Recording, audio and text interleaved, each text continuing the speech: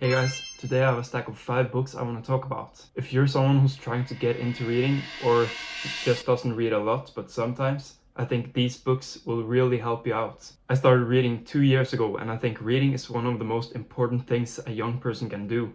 So let's stick all the way to the end, and I think there's at least one book here that you will love.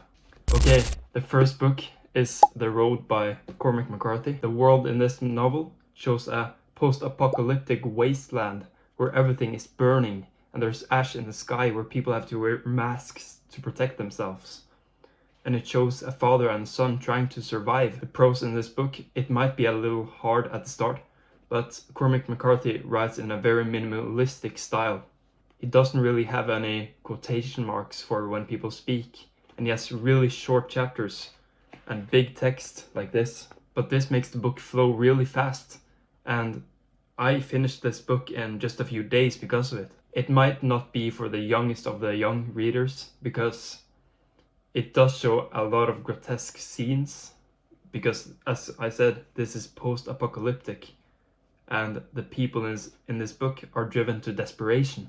There's some sort of symbolism in this book of the father and the son trying to carry the flame on of the humans and trying to keep the goodness in their hearts. And I think if you're a son or a father, this will fit especially good for you, because I myself almost cried at the end of the book, and I think many of you people will love the book as well. I can say for myself that this book was really worth the read. This was the first book that I read when I started reading 2 years ago.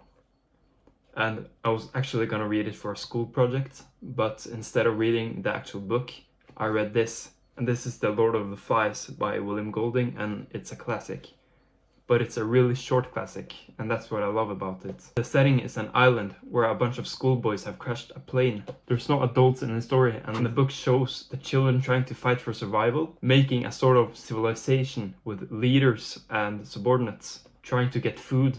And after a while, the children, who are the most innocent people of all, they lose it. They lose their innocence. I think this book is a pretty good starting classic because it's both short and it doesn't have difficult prose. It's also pretty popular right now because it's being made into a show, and I think it's always best to read the book before you watch the show or the movie. Hey, if you like books or other media, consider dropping a follow. This right here is my favorite book. It's called East of Eden, and I have a loss for words when it comes to this book. And I know it's pretty popular on the internet to talk about this book, but I also think it truly deserves the talk and the hype. It's a pretty long novel. And as I said, we're going into the longer novels right now. But it's about, almost 600 pages, but it's packed full of both philosophy and extremely good prose and storytelling of characters and families and the American landscape. It's set in the Salinas Valley in California, as most of Steinbeck's work does, and it's a multi-generational family saga. It shows 2 families, the Trasks and the Hamiltons, and there's a lot of biblical Cain and Abel parallels.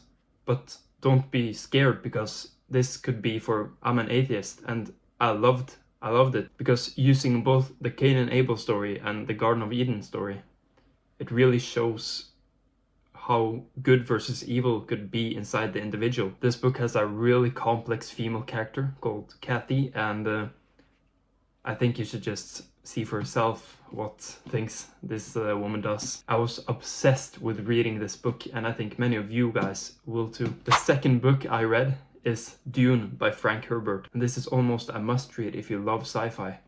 I read it after the second movie was released, and it shows how a political betrayal on a desert planet, it battles themes like the Messiah or environment, because this is a planet where nothing can survive without the right knowledge, and it also battles the prophecy and the power of Paul Atreides and how he can fight to survive and also fight for justice.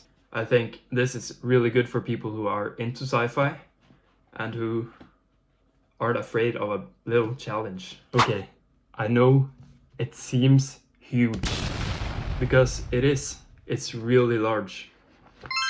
But I read this book in about 2 months and I loved it. I almost didn't want to be done with it when I finished. And it might not be for everyone, I am not afraid of long books because I always know that I will probably like them when it's done. It's The Count of Monte Cristo by Alexandre Dumas. And the reason this book is so intriguing, it's seen as the best revenge story ever told. Alexandre Dumas, he wrote this book in chapters and released them weekly. And that made the writing style ending on a cliffhanger every chapter to make the people acknowledge the book and want to read it more. There is a slow burn plotting because the character Dante, he was wrongfully imprisoned because three people were conspiring against him out of both jealousy, the want of his coming wife, and straight up greed.